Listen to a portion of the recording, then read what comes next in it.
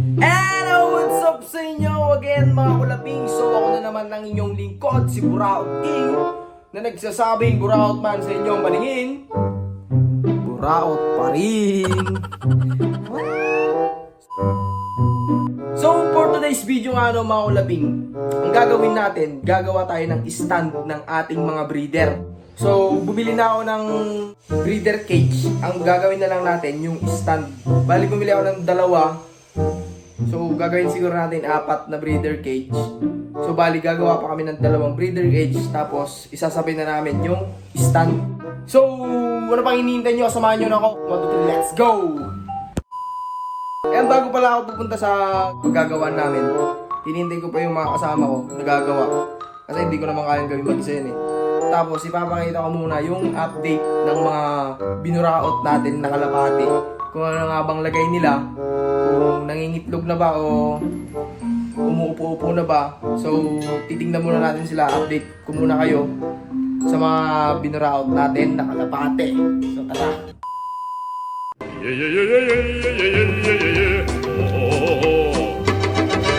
So ito na nga sila mga kalapatids.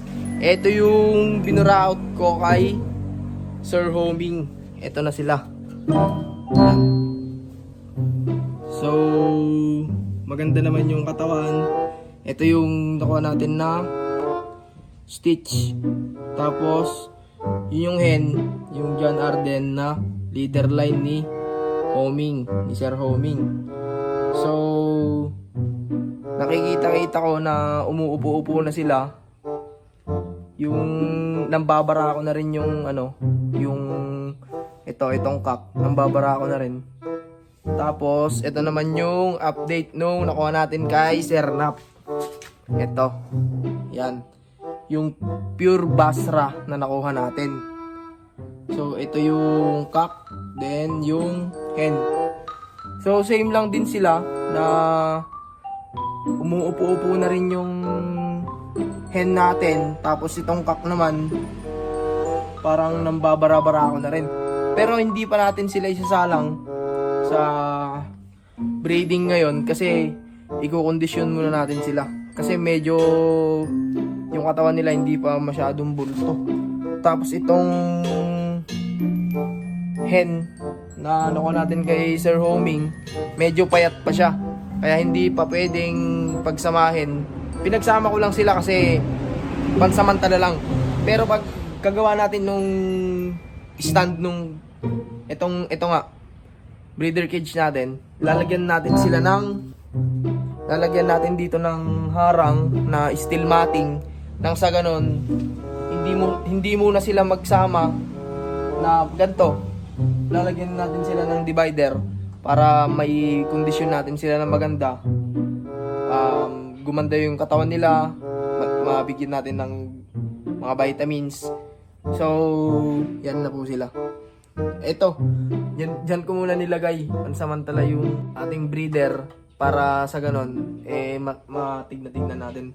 Pero ngayong araw na to gagawa na kami ng stand para may place ko na sila sa na kung saan ko talaga sila ipepesto, na dun na sila lahat ng breeder natin. So bali gagawa pa kami ng 2 ganito para 4 na kalapatids, para sa ganun mabilis tayo magparami ng mga flyers natin, para naman makagawa na rin tayo ng flyers loft. So ano pang hinihintay nyo, puntahan na natin yung makasama kong gagawa. Tapos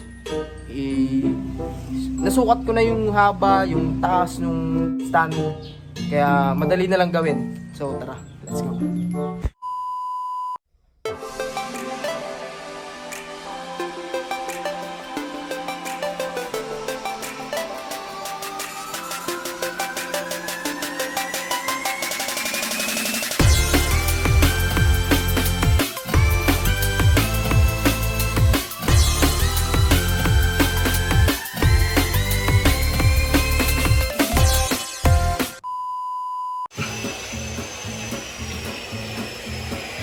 So yun, papunta na nga tayo sa paggagawaan natin. So medyo gumanda naman na yung panahon, hindi na umuulan. Kasi ilang araw ding umuulan dito mga kalapatids, kaya hindi kami makapagsimulang gumawa. So ayun, naumpisan na pala nilang gumawa. Kasi sabi ko kasi sa kanila, yan si Mai, sabi ko i-text nyo na lang ako pag nandito na kayo, tapos gagawa na tayo. Nandito na pala sila, naumpisan na nilang gumawa. Yan yung ating foreman pa tawag doon sa mga gumagawa ng mga si boss dyan. So kasama rin namin siya sa Kulaping Bros.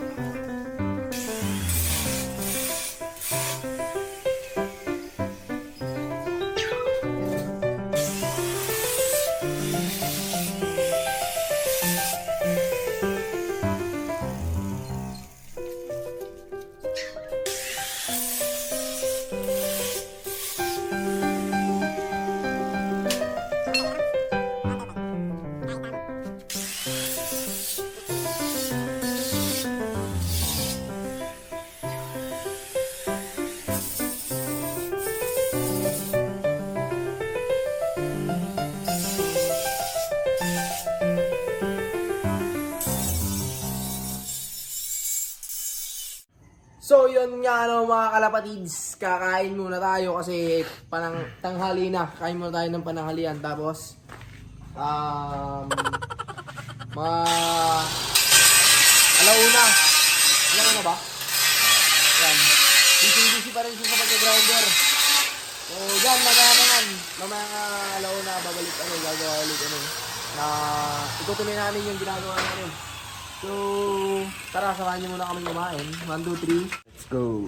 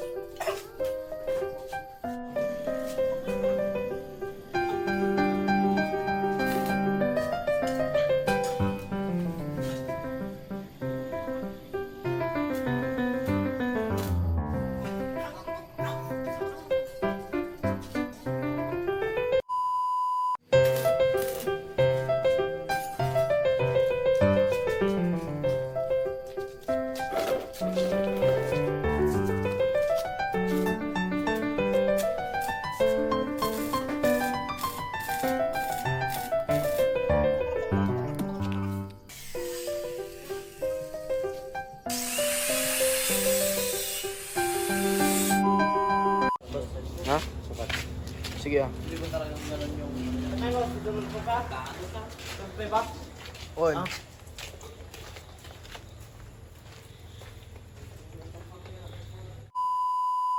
So, yun na nga no mga kalapatids, yun pa lang muna ang ating nagawa yung araw na to. So, hindi pa natin natapos lagyan yung mga gilid niya ng yung takip, yung plywood. So, hindi pa natin nailagay. Tapos yung sa bandang bubong, wala pa ring plywood.